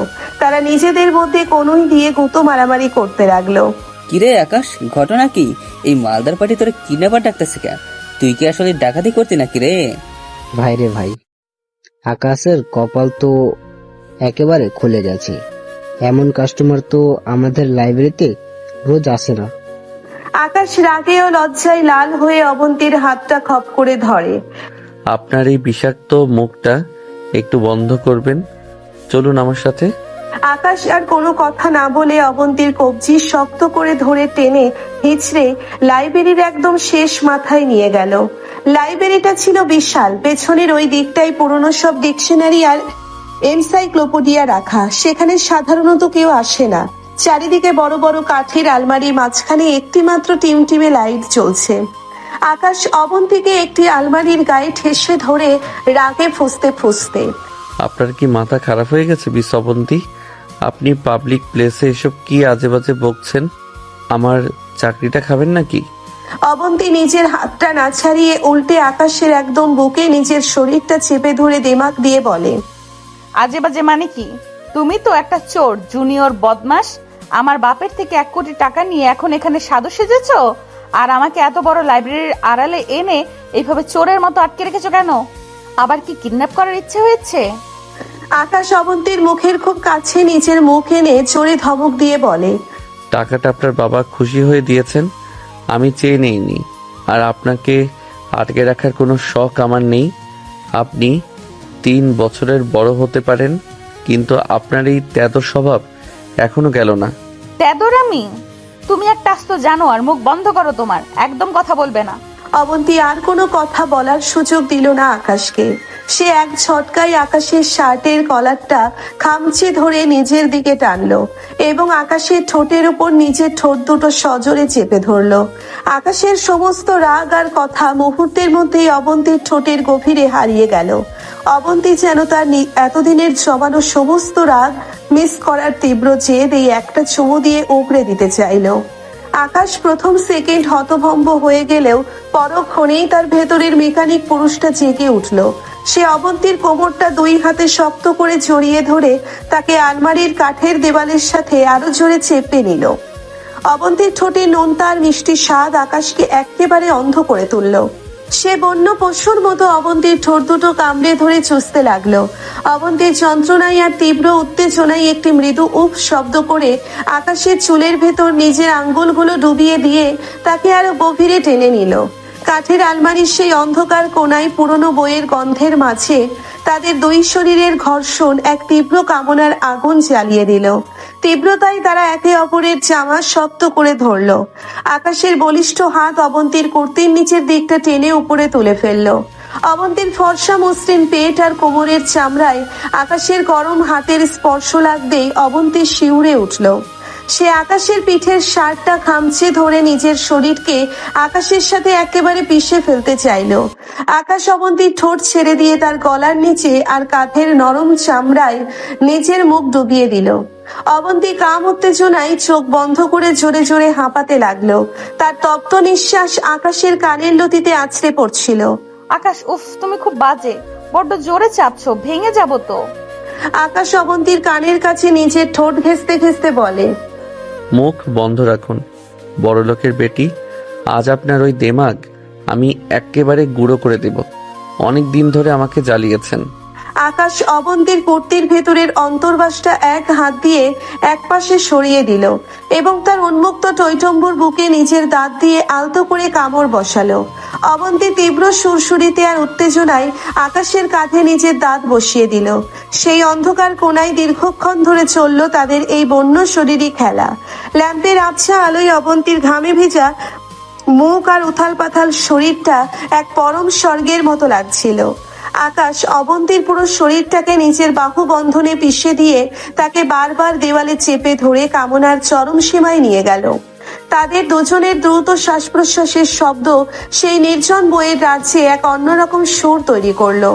বেশ কিছুক্ষণ পর কামনার সেই তীব্র ঝড় যখন একটু শান্ত হলো, তখন হঠাৎ দুজনেরই হুঁশ ফিরে এলো। তারা চারিদিকে শান্ত পরিবেশ দেখে চমকে উঠল। অবন্তী তাড়াহুড়ো করে নিজের কুর্তি আর চুল ঠিকঠাক করে নিল। তার মুখ তখনও লজ্জায় আর উত্তেজনায় লাল হয়ে আছে। আকাশও নিজের শার্টের বোতামগুলো লাগিয়ে গামছা দিয়ে মুখটা মুছে সোজা হয়ে দাঁড়ালো। ঠিক সেই মুহূর্তেই আলমারির ওপাশ থেকে পায়ের আওয়াজ পাওয়া গেল। রনি আর শামীম হাততালি দিতে দিতে আড়াল থেকে বের হয়ে এলো। তাদের মুখে চরম এক খ্যাপাটে আর দুষ্টুমি ভরা হাসি। কিরে আকাশ, তোদের কি ঝগড়া শেষ হইলো? আমরা তো ভাবছিলাম তোরা বুঝি লাঠালাঠি করতেছিস, কিন্তু ভেতরের আওয়াজ শুনে তো মনে হইলো অন্যরকম যুদ্ধ চলতেছে। আরে ভাই রে ভাই, ঝগড়া করতে করতে কেউ এমন চাপটাচাপটি করে নাকি? আকাশ বাবু, কাস্টমারের তো দেখি একেবারে লাইব্রেরির কোনায় নিয়ে শান্ত কইরা দিল। আমাদের একটু ট্রিক্স দেখা না। রনি, শামিম, মুখ বন্ধ কর তোরা, ফালতু কথা বলবি না। আকাশ নিজের রাগ সামলাতে না পেরে অবন্তীর দিকে ঘুরলো।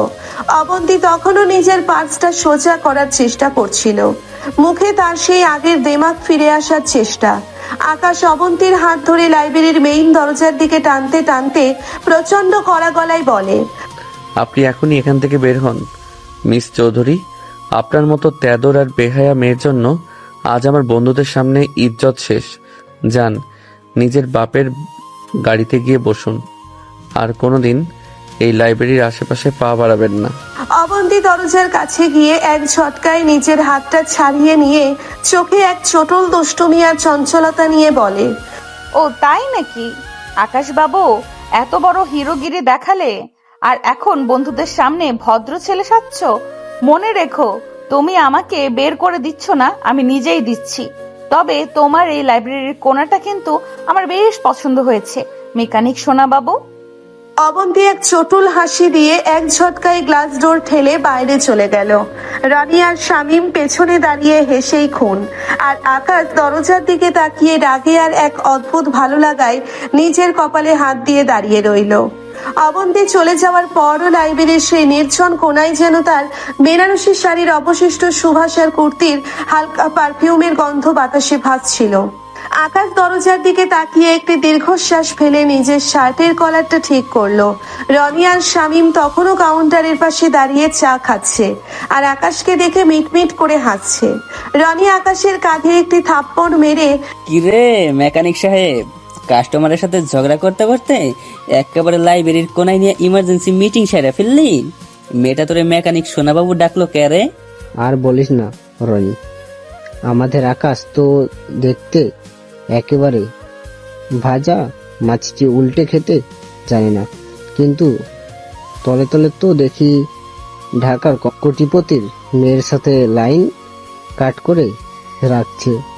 এই শোন আকাশ, তোর চাকরি চলে গেলে কিন্তু আমরা দায়ী না। ম্যানেজার সাহেব আইলে যদি এই সিনের কথা শুনে, তবে কিন্তু লাইব্রেরি থাইকা সোজা লাথি মাইরা বের করে দেব। আকাশ প্রচন্ড বিরক্ত হয়ে হাতাটা টেবিলের উপর আছাড় দিয়ে বলে, তোরা কি তোদের ফালতু বক বক বন্ধ করবি? কোনো লাইন ঘাট নেই। ও একটা আস্ত পাগল, অহংকারী বড়লোকের বেটি, মাথায় ছিট আছে। তোরা এখন নিজের কাজ কর, না হলে আমি ম্যানেজারকে গিয়ে বলবো তোরা ডিউটির সময় চা খাচ্ছিস। আকাশ রেগে মেগে কাউন্টার ছেড়ে লাইব্রেরির পেছনের ওয়াশরুমে চলে গেল। আয়নার সামনে দাঁড়িয়ে সে নিজের মুখের দিকে তাকালো।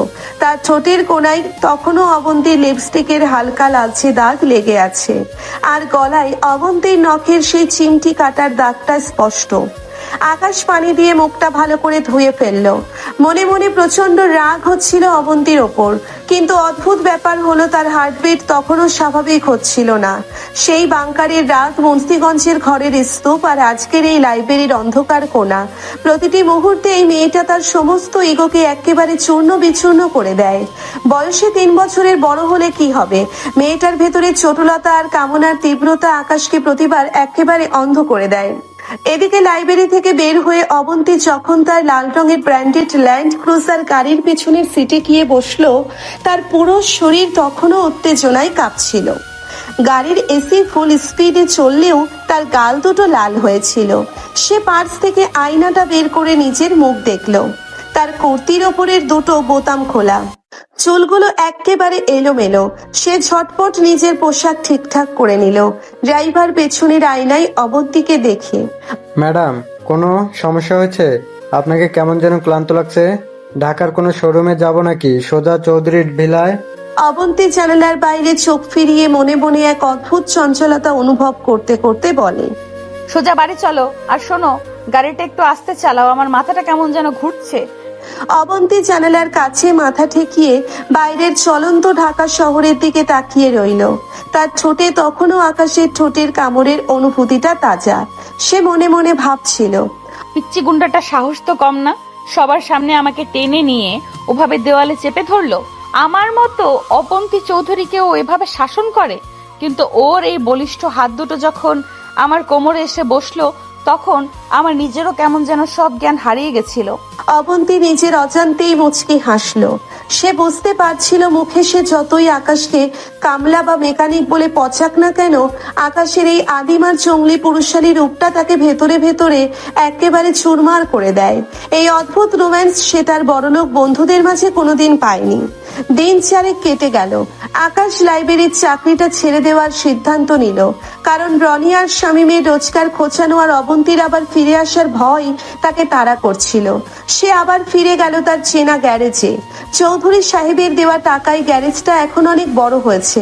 নতুন নতুন হাইড্রোলিক লিফট আর আধুনিক টুলস এসেছে। আকাশ একটা কালো রঙের স্পোর্টস বাইকের ইঞ্জিন খুলে সেটার পিস্টন পরিষ্কার করছিল। তার পুরো হাত আর কপালের পোড়া মবিলের কালি মাখা। ঠিক তখনই গ্যারেজের সামনে একটি বিশাল কালো রঙের মার্সিডিজ গাড়ি এসে ব্রেক কষলো। গাড়ি থেকে নামলেন খোদ চৌধুরী সাহেব, অবন্তীর বাবা, তার সাথে দুজন বডিগার্ড। আকাশ হাত থেকে রেঞ্জটা রেখে তাড়াতাড়ি উঠে দাঁড়িয়ে কাপড়ে হাত মুছলো। আরে চৌধুরী সাহেব, আপনি এখানে? কোনো সমস্যা হয়েছে? মিস অবন্তী কি আবার কোনো বিপদে পড়েছে? চৌধুরী সাহেব হেসে আকাশের কাঁধে হাত দিয়ে, না না বাবা আকাশ, নদী একবারে ঠিক আছে। আসলে আমি এখানে একটা বিশেষ দরকারে এসেছি। আমার পার্সোনাল মেকানিক আর ড্রাইভারের পোস্টটা খালি হয়েছে। নদী আমাকে বলল, ড্যাডি, আকাশের মতো ট্যালেন্টেড মেকানিক আর কেউ হতে পারে না। ও আমার লাইফ সেভার। ওরে আমাদের নিজস্ব মেন্টেনেন্স ইনচার্জ বানিয়ে দাও। তাই আমি তোমাকে প্রতি মাসে 2 লাখ টাকা স্যালারি আর থাকার জন্য আমাদের গেস্ট হাউসটা দিতে চাই। তুমি কি রাজি বাবা? আকাশ এক মুহূর্তের জন্য স্তব্ধ হয়ে গেল। সে ভালো করেই বুঝলো এটা চৌধুরী সাহেবের আইডিয়া নয়, এটা সেই তেদর মেয়ে অবন্তীর এক মস্ত বড় নতুন চাল। সে আকাশকে নিজের খাঁচায় বন্দি করার জন্য এবার তার বাপের টাকা আর পাওয়ার ব্যবহার করছে। আকাশ মনে মনে ভাবলো, ওহ, বেনারসি কুইন তাহলে আমাকে নিজের বাড়িতে নিয়ে গিয়ে নতুন নতুন নাটক শুরু করতে চাই। ঠিক আছে, আপনি যদি চৌধুরী ভিলার অহংকারী মেয়ে হন, তবে আমিও হাজীগঞ্জের মেকানিক আকাশ। আকাশ চৌধুরী সাহেবের দিকে তাকিয়ে ভদ্রভাবে হাসলো। আপনার এই চ্যালেঞ্জ আমি অ্যাকসেপ্ট করলাম। ঠিক আছে স্যার, আপনি যখন এত করে বলছেন, আমি কাল থেকেই আপনার বাড়িতে জয়েন করছি। আমার গ্যারেজটা আমার অ্যাসিস্ট্যান্ট সামলাবে। চৌধুরী সাহেব খুশি হয়ে চলে গেলেন। আকাশ মার্সিডিজ গাড়ির চলে যাওয়ার দিকে তাকিয়ে নিজের হাতের রেঞ্জটা শক্ত করে ধরলো। তার ঠোঁটের কোনায় এক নিষ্ঠুর আর চটুল হাসি ফুটে উঠল। সে মনে মনে বলল, মিস অবন্তী, এবার আপনার নিজের বাড়িতেই আপনার ইগো আর দেমাক আমি কিভাবে টাইট দেই তা শুধু দেখে যান। পরদিন আকাশ চৌধুরী ভিলার গেট দিয়ে যখন প্রথম পা রাখলো, তখন তার পরনে একটা সাধারণ শার্ট আর জিন্স। কিন্তু চৌধুরী ভিলার বিশালতা আর জাঁকজমক দেখে সে বিন্দুমাত্র বিচলিত হলো না। গ্যারেজের মেকানিক থেকে সরাসরি কোটিপতির বাড়ির ইনচার্জ হওয়া, এই রূপান্তরটা আকাশকে বেশ আমোদ দিল। চৌধুরী সাহেব তো আকাশকে পেয়ে খুশিতে গদগদ, কিন্তু অবন্তীর মনের ভেতরে তখন অন্য কোনো মতলব কাজ করছে। চৌধুরী ভিলার বিশাল ড্রয়িং রুম, ঝাড়বাতি জ্বলছে, চারিদিকে দামি আসবাবপত্র। আকাশ দাঁড়িয়ে আছে, তার সামনেই অবন্তী, পরনে একটি সিল্কের গাউন, হাতে কফির মগ। সে আকাশের দিকে তাকিয়ে একটি বাঁকা হাসি দিল। ওয়েলকাম মিস্টার মেকানিক, চৌধুরী ভিলার গেস্ট হাউস তোমার জন্য রেডি।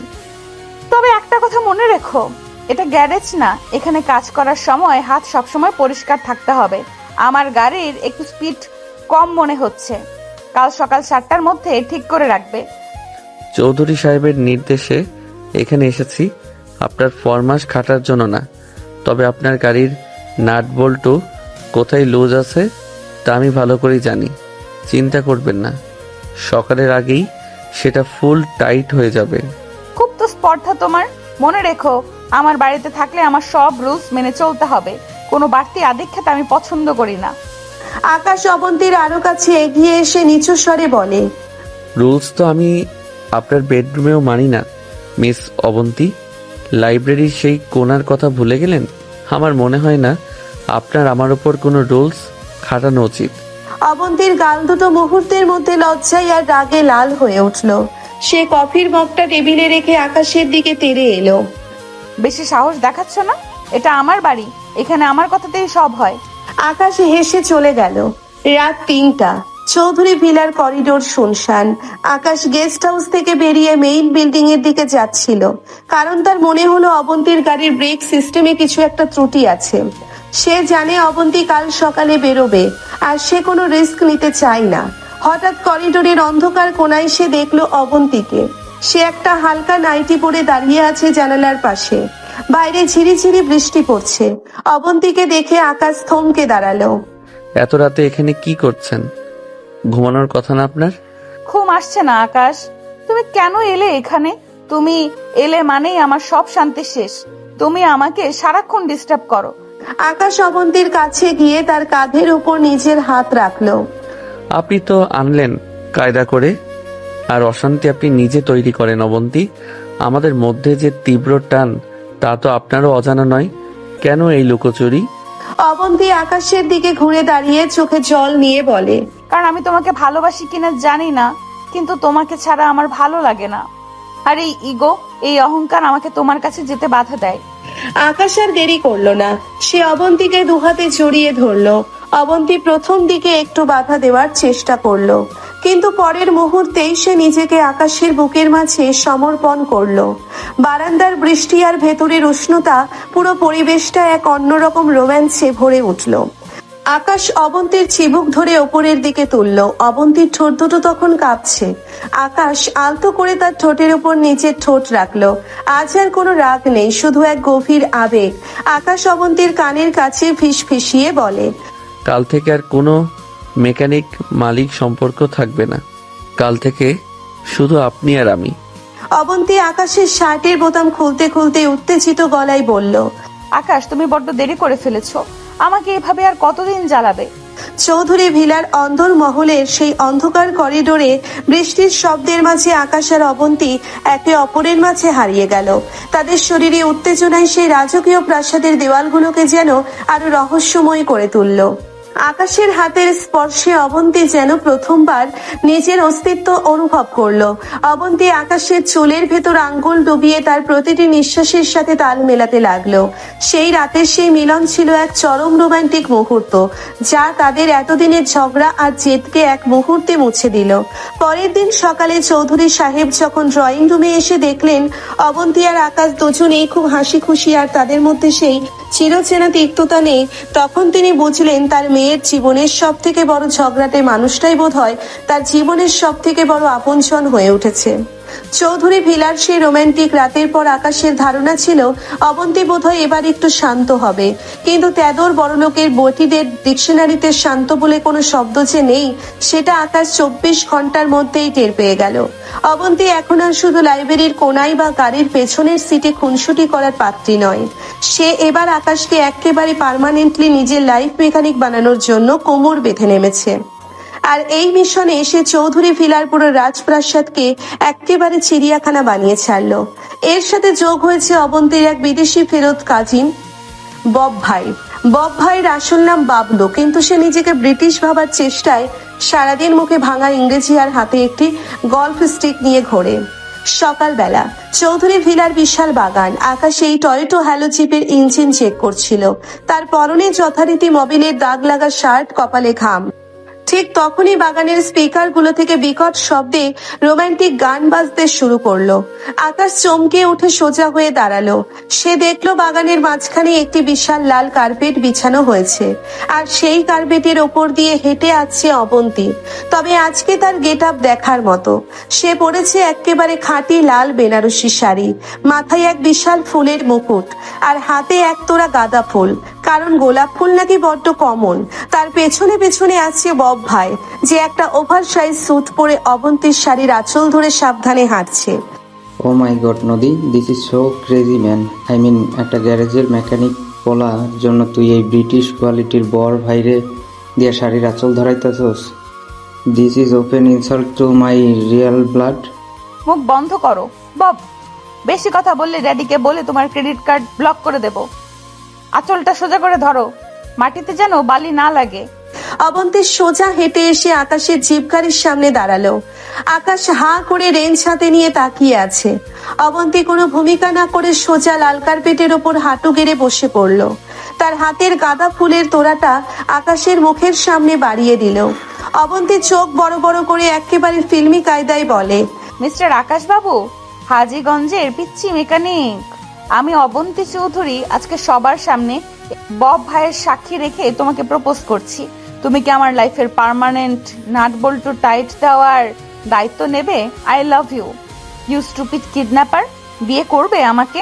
আকাশ রেঞ্জটা প্রায় হাত থেকে ফেলে দিয়ে 2 কদম পিছিয়ে বলে, আপনার কি মাথাটা একেবারে গেছে মিস অবন্তী? এই ভর দুপুরে বেনারসি পইরা বাগানে নাটক শুরু করছেন, আর এই জোকারটাকে ও আমার জিপের চাকার পেছনে খাড়ায় আছে কেন? রয়্যাল ব্লাড, না? This is open insult to my royal blood. What joker, you bloody mechanic? I am Bob from London. লন্ডনের থ্রো এয়ারপোর্টে আমি ট্রলি টানার আই মিন বিজনেস ম্যানেজমেন্টের কোর্স করছি। তুমি আমার জোকার বলো? Bob shut up. আকাশ, তুমি আমার কথার উত্তর দাও, হ্যাঁ নাকি না। যদি হ্যাঁ বলো তবে এই বব ভাই এক্ষুনি আমাদের কাজী অফিসের দিকে নিয়ে যাবে, আর যদি না বলো? না, 100 বার না। আপনার কি ধারণা আপনি বড়লোকের বেটি বলে যা ইচ্ছা তাই করবেন? টাকার দেমাগ দেখাইয়া আমারে প্রপোজ করতে আইছেন? বয়সে আপনি আমার চেয়ে 3 বছরের বড়। সেটা বাদ দিলেও আপনার মতো একটা ছিটগ্রস্ত অহংকারী মেয়ের সাথে আমি সারা জীবন কাটাতে পারবো না। মাঝে মাঝে যা হয় ওগুলো মানে হয়ে যায় আর কি। যান, আপনার এই লন্ডনের ট্রলি টানার ভাইয়ের সাথে গিয়ে বিয়ে করুন। তুমি আমাকে রিজেক্ট করলে? এই অবন্তী চৌধুরীকে তুমি না বললে? তোমার এত বড় সাহস? হ্যাঁ বললাম, আমার বোনের চিকিৎসা হয়ে গেছে। আপনার বাপের দেওয়ার টাকা আমি শোধ করে দেব। আপনার এই ফরমাস খাটার চাকরি আমার দরকার নেই। আমি কালই হাজীগঞ্জ চলে যাচ্ছি। আকাশের মুখে এমন কড়া রিজেকশন শুনে অবন্তীর ইগোতে একেবারে ডিনামাইট ফেটে গেল। কিন্তু সে তো দমে যাওয়ার পাত্রী নয়। সে এবার শুরু করলো পাগলামি অপারেশন। আকাশকে আটকে রাখার জন্য সে চৌধুরী ভিলার মেইন গেটে তালা মেরে দিল, আর বাড়ির সব কাজের লোকেদের নির্দেশ দিল আকাশকে যেন কোনো খাবার না দেওয়া হয়। সে ভাবলো ক্ষুধায় কাতর হয়ে আকাশ তার পায়ে এসে পড়বে। বিকাল বেলা আকাশ গেস্ট হাউসের বারান্দায় বসে একটা পুরনো ম্যাগাজিন পড়ছিল। তার পেটে তখন খিদেই ইঁদুর ঢিল মারছে। ঠিক তখনই বারান্দার নিচে একটি জরাজীর্ণ ঠেলা গাড়ি এসে থামলো। ঠেলা গাড়ির ওপর মস্ত বড় এক হাঁড়ি বিরিয়ানি নিয়ে বসে আছে অবন্তী, আর ঠেলা গাড়িটা ঠেলে আনছে বেচারা বব ভাই, যার সুটের হাতা ছিঁড়ে একেবারে কামলার মতো দশা হয়েছে। বব ভাই হাঁপাতে হাঁপাতে কপাল মুছতে মুছতে বলে, oh no, this is torture নদী। I am British citizen. তুই আমার দিয়া এই গরম বিরিয়ানির গাড়ি ঠেলাচ্ছিস? My backbone is broken man. Abanti হাতে একটা মস্ত বড় চামচ নিয়ে আকাশের দিকে তাকিয়ে চিল্লাচিল্লি শুরু করলো। এই যে মিস্টার খিলগাঁওয়ের মজনু, আই মিন হাজীগঞ্জের আকাশ, এই দেখো তোমার জন্য গরম কাচ্চি বিরিয়ানি নিয়ে এসেছি। সুবাস পাচ্ছ? যদি আমার প্রপোজাল একসেপ্ট করো তবে এই পুরো হাড়ি তোমার, আর যদি না করো তবে এই বিরিয়ানি আমি কুত্তাকে খাইয়ে দেব, তাও তোমারে এক দানাও দেব না। আকাশ বারান্দার রেলিং এ ভর দিয়ে হেসেই খুন। ওহো, মিস অবন্তী চৌধুরী এখন বিরিয়ানি ওয়ালি সেজেছেন? তা আপনার ওই লন্ডনের ভাইয়ের চেহারা তো একেবারে মুন্সিগঞ্জের মন্টু ঘটকের মতো হয়ে গেছে। শুনুন, বিরিয়ানি আপনি কুত্তাকে খাওয়ান আর বিড়ালকে খাওয়ান, আমি আপনার প্রপোজাল মানছি না। আমার খিদে লাগলে আমি নিজে বানিয়ে খাবো। ও এত বড় ভাব। বব, গাড়ি ঘোরাও। এই বিরিয়ানি নিয়ে গিয়ে সিকিউরিটি গার্ডদের দিয়ে দাও। কাল থেকে আমি অন্য চাল চালবো। পরের দিন সকালে অবন্তী তার পাগলামির লেভেল আরো এক ধাপ ওপরে নিয়ে গেল। সে এবার থিয়েটার করার সিদ্ধান্ত নিল। সে বাড়ির কাজের মেয়ে জরিনাকে দিয়ে এক বোতল লাল রঙের শরবত আনালো। আকাশ যখন বাগানের পানির পাম্পটা ঠিক করছিল তখন অবন্তী সিঁড়ির ওপরে গিয়ে দাঁড়ালো। তার হাতে সেই লাল শরবতের বোতল। অবন্তী কেঁদে ফেলার ভান করে উচ্চস্বরে বলল, আকাশ, তুমি যদি এক্ষুনি আমার প্রপোজাল না মানো তবে আমি এই যে বিষ খেয়ে সুইসাইড করব।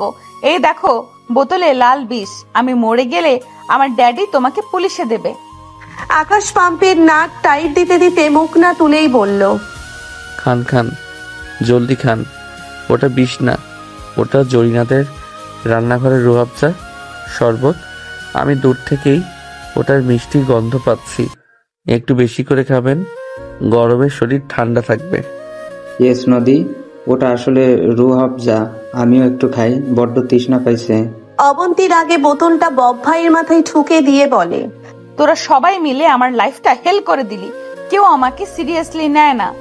অবন্তী বুঝলো এভাবে নাটক করে আকাশকে গলানো যাবে না। সে এবার আসল কায়দা করার জন্য রাতের অপেক্ষা করতে লাগলো। সে জানতো আকাশের ইগো যতই শক্ত হোক তার শরীর কিন্তু অবন্তীর ছোঁয়া পেলে একেবারে গলে জল হয়ে যায়। রাত একটা, পুরো চৌধুরী ভিলা নিঝুম।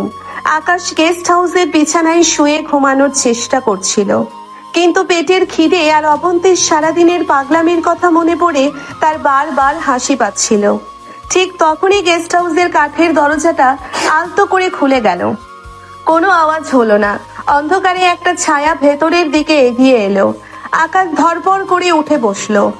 কে ওখানে? বব ভাই নাকি? আবার গল্ফ স্টিক নিয়ে এসেছেন?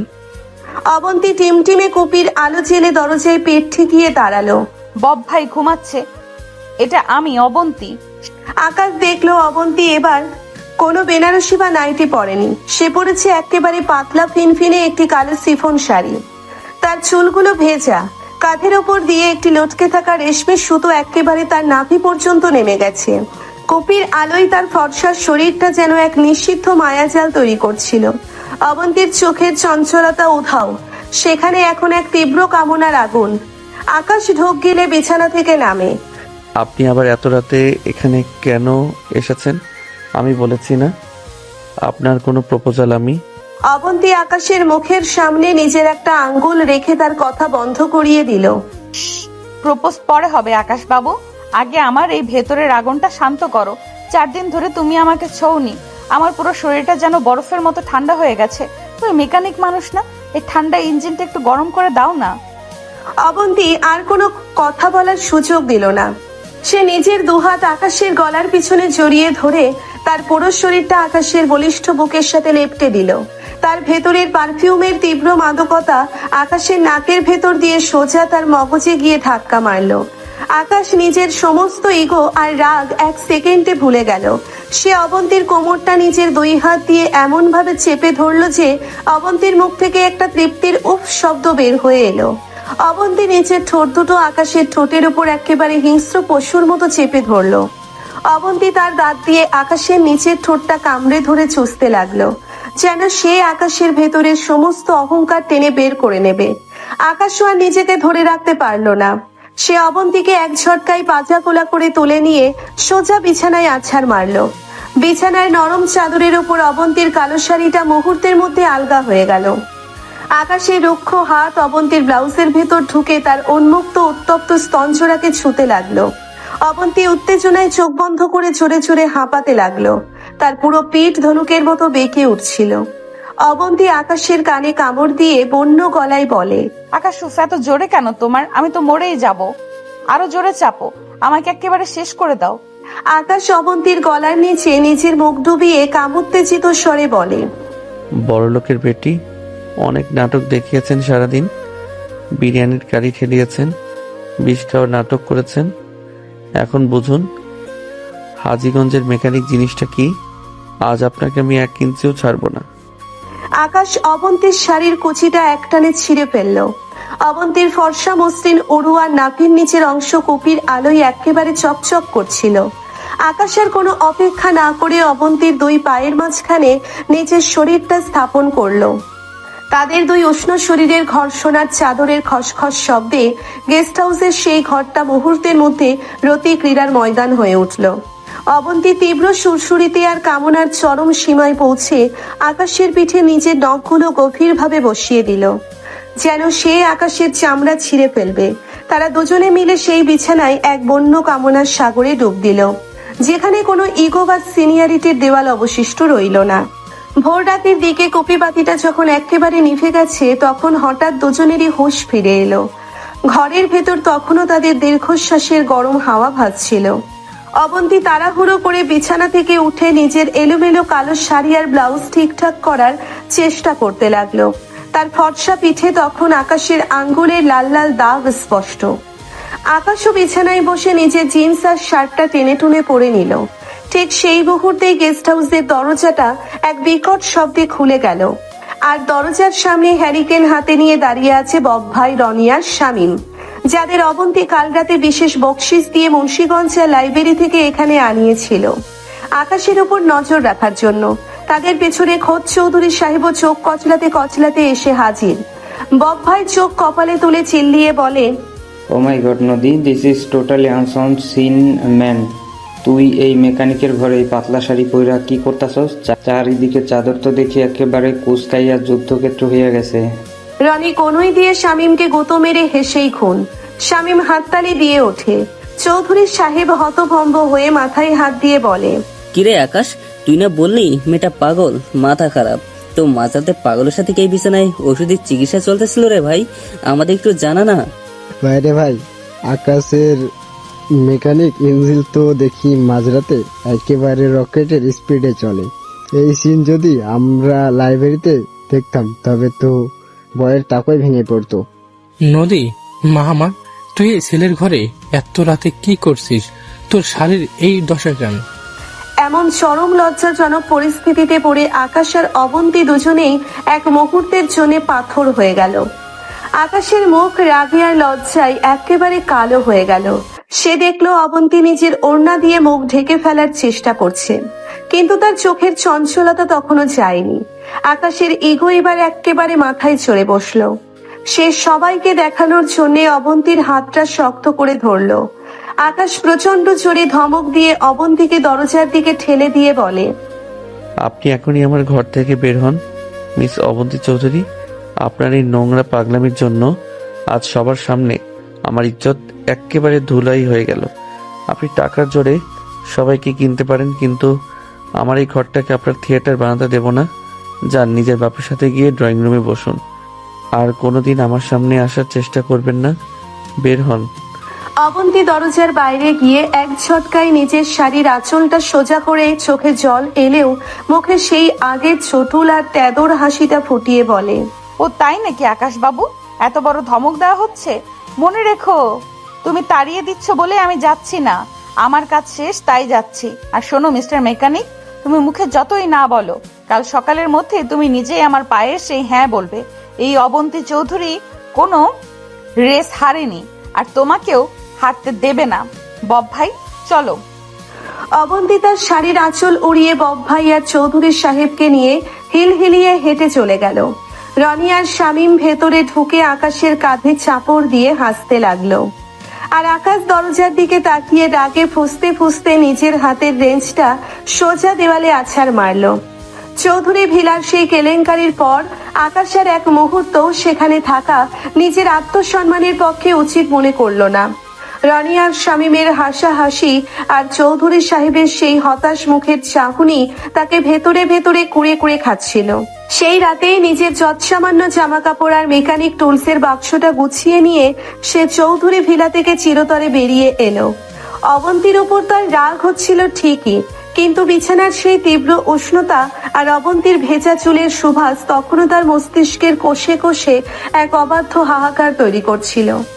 আকাশ সোজা ফিরে গেল তার নিজের চেনা জগৎ, মুন্সিগঞ্জের সেই প্রত্যন্ত গ্যারেজে, যেখানে কোনো বড়লোকের বেটির দিমাগ নেই, নেই কোনো ক্ষমতার জোর।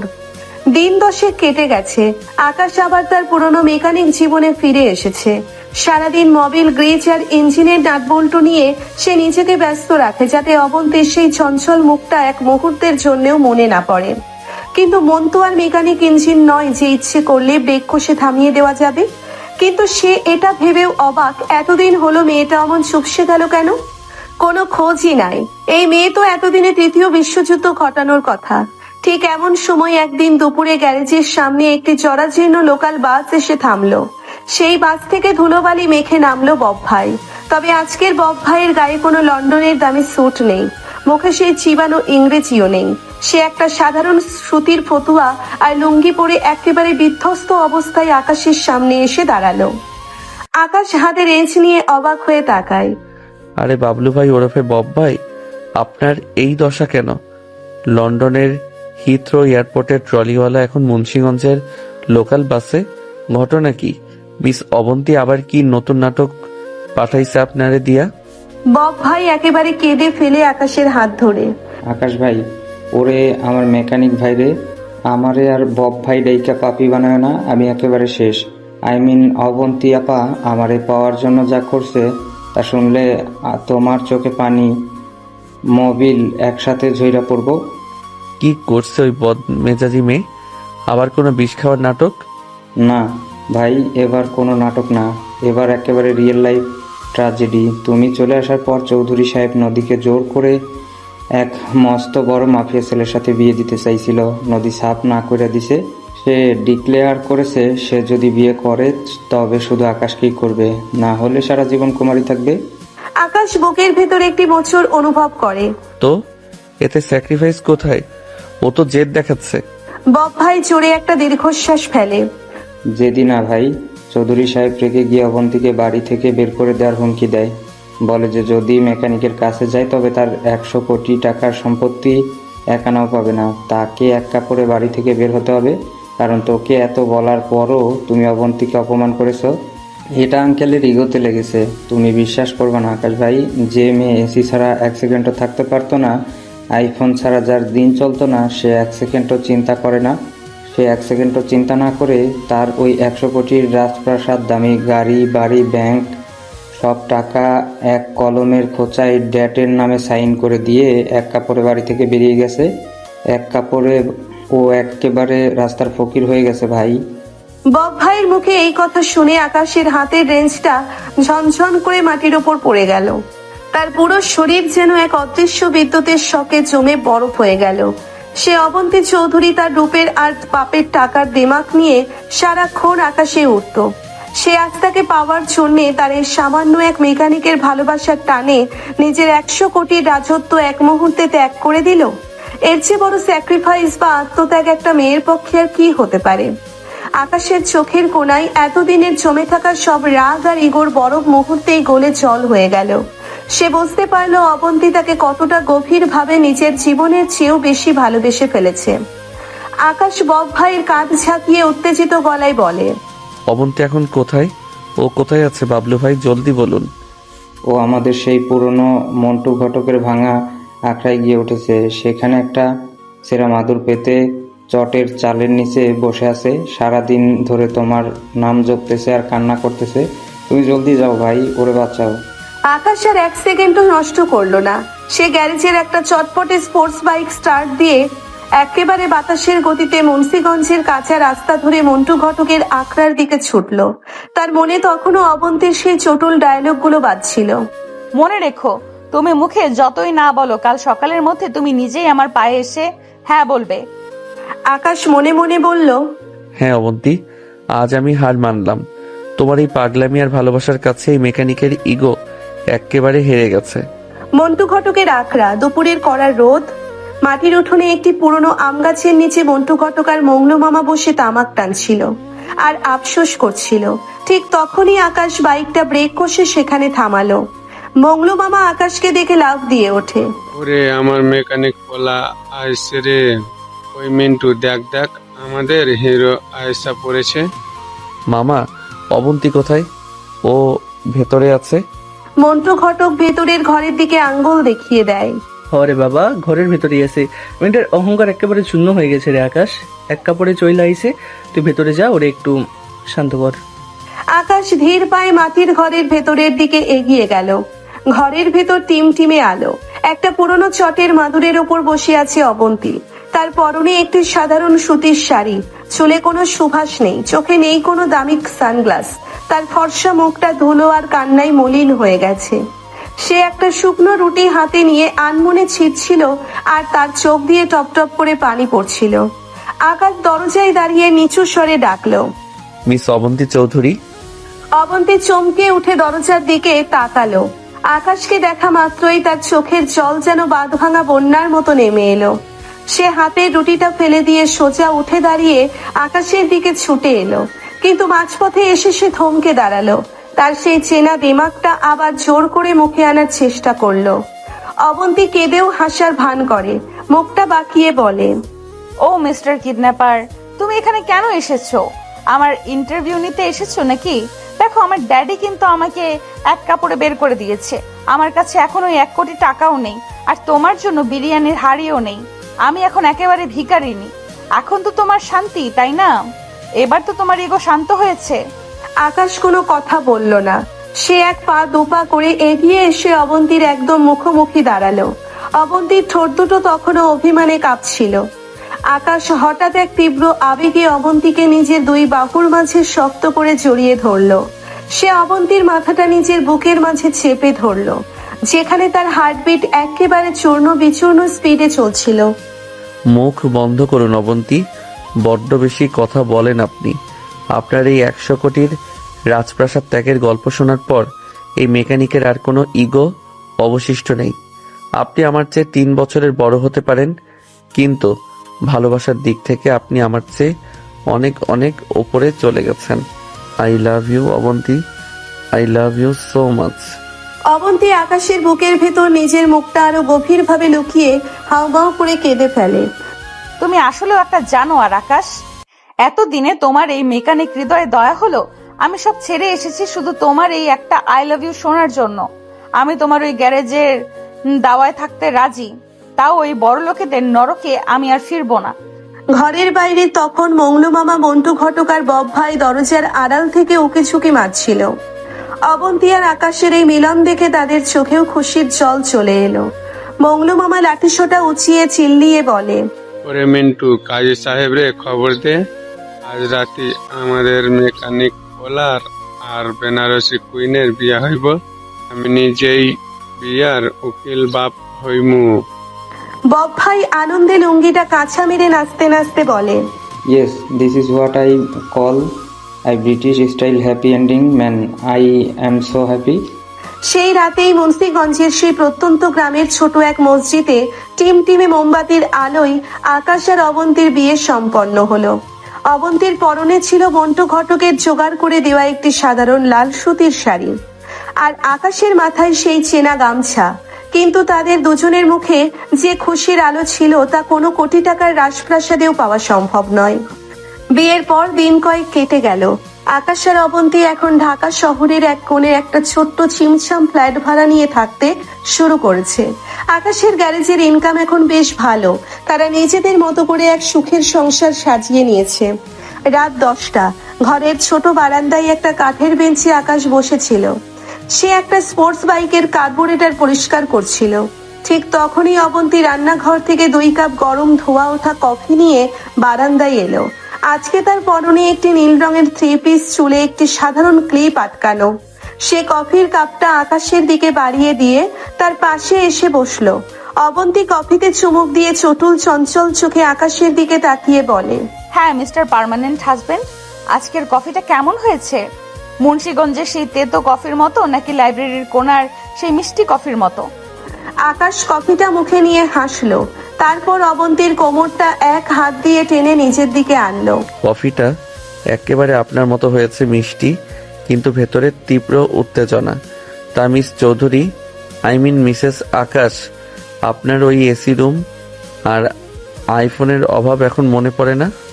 অবন্তী আকাশের বুকের উপর নিজের মাথাটা আলতো করে রেখে তার শার্টের বোতাম নিয়ে খেলতে খেলতে নিচু ও কামোত্তেজিত স্বরে বলে, একদম নামিয়ে মেকানিক বরের বুকের ভেতরে যে ওম আর তার এই শক্ত হাত দুটোর যে স্পর্শ, তার সামনে ওই 100 কোটির সম্পত্তিও একেবারে তুচ্ছ।